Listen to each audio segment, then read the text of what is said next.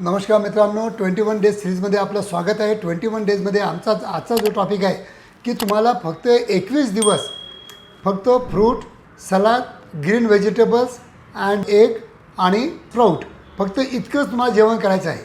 त्याच्यामध्ये तुम्हाला तेल, तूप, साखर, भात, चपाती अजिबात खायचं नाही आहे। 21 डेज जर तुम्ही हे केलं तर नक्कीच तुमच्या प्रत्येक शरीरातली अवयवाला चांगली रेस्ट मिळते, डायजेस्टिव्ह ट्रॅक्ट इम्प्रूव्ह होते, फॅटी लिव्हरचा प्रॉब्लेम असेल तर फॅटी लिव्हर कमी होतं, जर हार्मोनल काही दोष असतील तर हार्मोन चांगले बॅलन्समध्ये होतात आणि त्याच्यामुळं 21 डेज म्हणजे फास्टिंग न करता फक्त तुम्हाला तेल, तूप, साखर, भात टाळायचं आहे, चपाती टाळायची आहे आणि ग्रीन व्हेजिटेबल्स आणि फ्रूट्स तुम्ही कितीही सेवन करू शकता किंवा ज्युसेस पण तुम्ही घेऊ शकता। खरोखर मित्रांनो, हे जर पॉसिबल असेल तर 21 दिवस करून बघा।